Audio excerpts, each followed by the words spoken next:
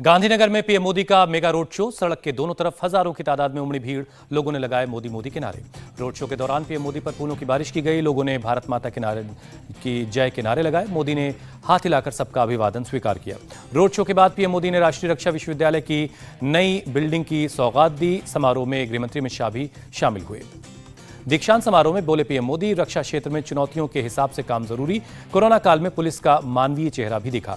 PM ने पहले की सरकारों पर साधा निशाना। कहा, पहले ही देश की कानून व्यवस्था को बेहतर बनाने पर होना चाहिए था काम, लेकिन दुर्भाग्यपूर्ण हम इसमें पीछड़ गए।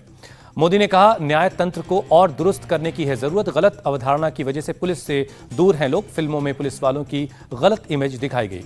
पीएम मोदी की पुलिस और सुरक्षा बलों को सलाह। कहा, लोगों की मदद से बढ़ेगी यूनिफॉर्म की ताकत। दुनिया आपकी मुट्ठी में वाली सोच गलत है। पीएम मोदी का दावा, पूरी दुनिया में सिर्फ गुजरात में फॉरेंसिक यूनिवर्सिटी, पूरी दुनिया में सिर्फ गुजरात में चिल्ड्रन यूनिवर्सिटी। होली के बाद हो सकता है योगी आदित्यनाथ का शपथ ग्रहण। कल दिल्ली में पीएम मोदी और जेपी नड्डा से करेंगे मुलाकात। सूत्रों के हवाले से खबर।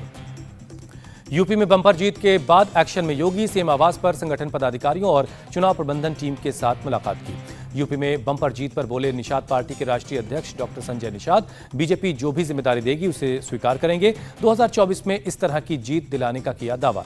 डिप्टी सीएम पद की दावेदारी पर संजय निषाद ने दिया गोलमोल सा जवाब। मैं छोटा भाई हूं, वो बड़े भाई हैं। छोटे भाई को मर्यादित ही रहना चाहिए।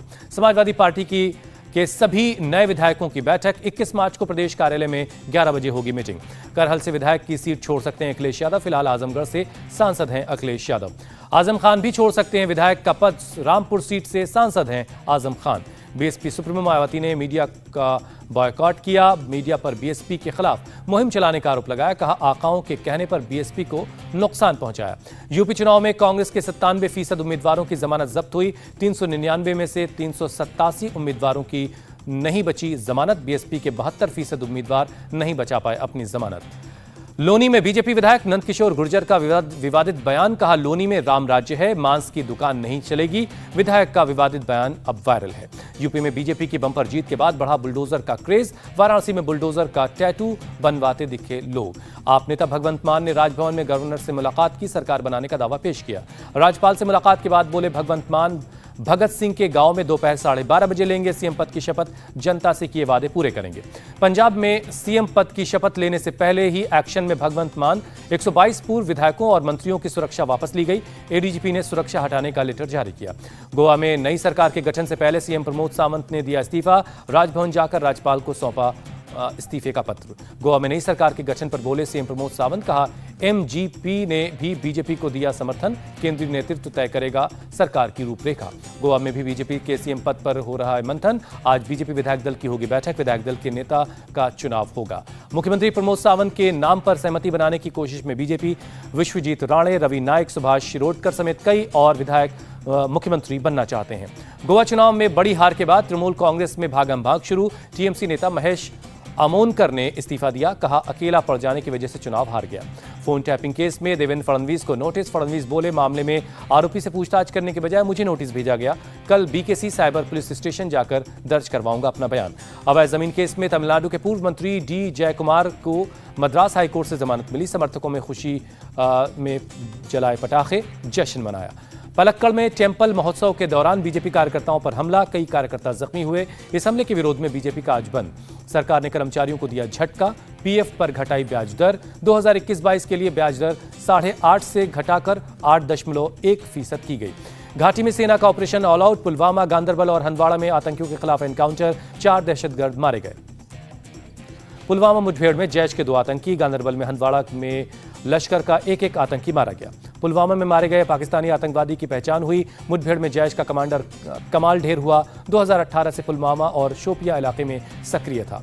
दिल्ली के गोकुलपुरी में आग का कहर। देर रात करीब 60 झुग्गियां जलकर खाक हुई। 7 लोगों की जान गई। 13 से ज्यादा फायर ब्रिगेड की गाड़ियों ने आग पर काबू पाया। 7 शवों को रेस्क्यू किया गया। आग लगने की वजह अब तक साफ नहीं है। गोकुलपुरी हादसे के बाद सीएम केजरीवाल ने किया मुआवजे का ऐलान। बड़ों की मौत पर 10-10 लाख और बच्चों की मौत पर 5-5 लाख के मुआवजे का ऐलान किया। तिहाड़ जेल में बंद ओलंपिक मेडलिस्ट सुशील कुमार बने जेल के नए फिटनेस कोच। 6 से 7 कैदियों को सिखा रहे हैं कुश्ती।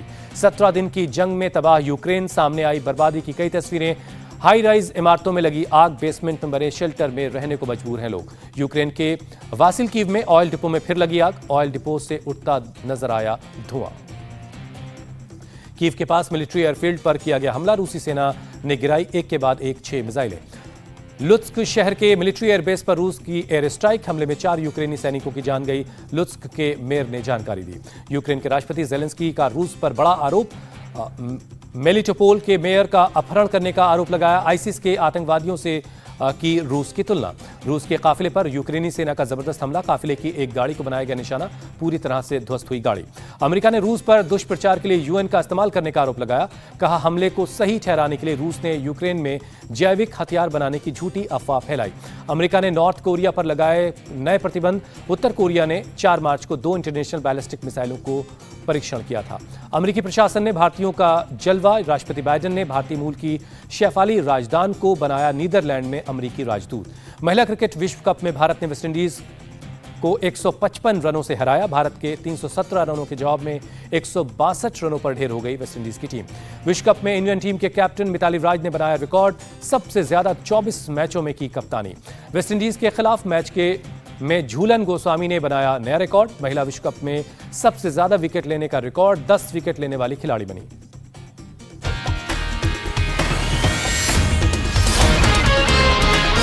इंडिया टीवी हर वक्त हर जगह डाउनलोड करने के लिए सर्च करें India TV news Google play store या ऐप स्टोर पर।